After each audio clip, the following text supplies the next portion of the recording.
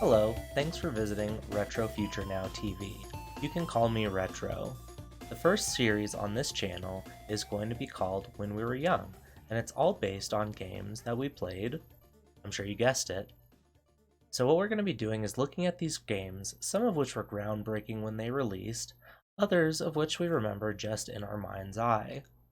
No matter what though, we're going to take a look at these games and see what gave them merit then and now, because these games are still being played and kept alive by collectors of the old cartridges as well as people who collect ROMs and play them on computers that are often powerful enough to run the newest games on 4K with ultra settings with no frame drops. But yet people are still playing these 16-bit classics. So let's get into it.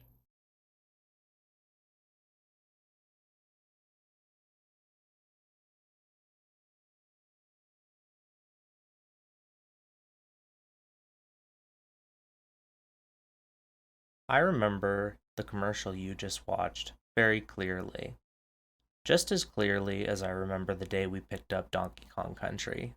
The funny monikers they'd given DK in that commercial didn't really appeal to me, but the character model and the backgrounds of the stages depicted in the commercial was enough to send me, a young boy, into hype mode. I was just coming to the age where I could do more than pretend to contribute to games with an unplugged controller in my hand, and I was ready to prove myself. The packaging for this game was fantastic. The black Nintendo sub-graphics really popped the character models of DK and his enemies who looked like they were coming from the island out of the picture at you. My brother had me carry it to the cash register, and I clutched the box tight to my chest as he held the extra controller we were getting for co-op. This is one of the first games I remember where playing co-op actually felt good. Being able to tag out let you trade off playing without having to wait for a respawn, and that warranted an official Super Nintendo controller as opposed to the third market peripheral that we had. Getting back into this game as an adult, the experience can only be described as fun. Games have come a long way, but the amount of fun you can have with these two fine monkas has certainly not been left in the dust. It is difficult and frustrating at times.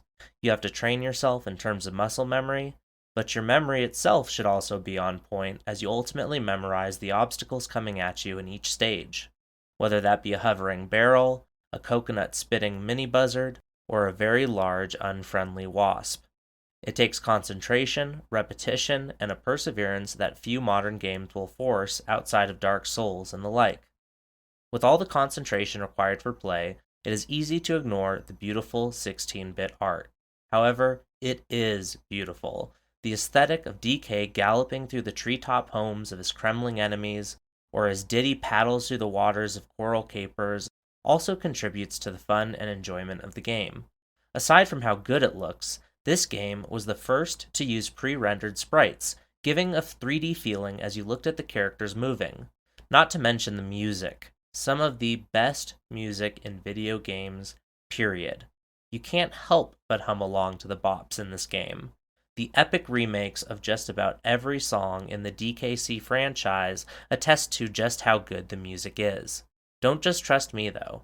Next time you want to take a nap, lay down and play Aquatic Ambiance. Tell me that isn't the most relaxing tune. In Donkey Kong Country, both DK and Diddy need to work together to get back all of DK's bananas from the evil King K. Rool.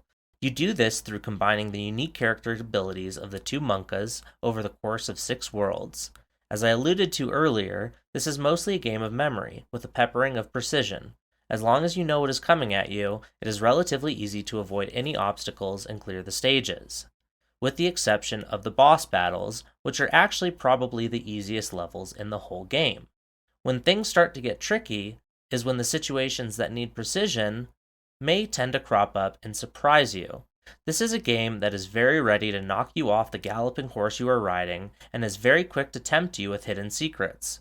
Button mashing to continue, it is very easy to lose sight of how many lives you've lost. Once you lose all of your extra lives, you get a rendered 3D screen, and you are teleported back to the last save. The game also has a tag team system, which I mentioned earlier, which was unique to platformers at the time.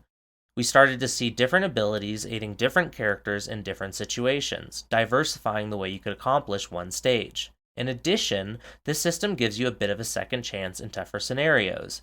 If your Donkey Kong takes damage while Diddy is following, Donkey Kong would run away, leaving you playing as Diddy.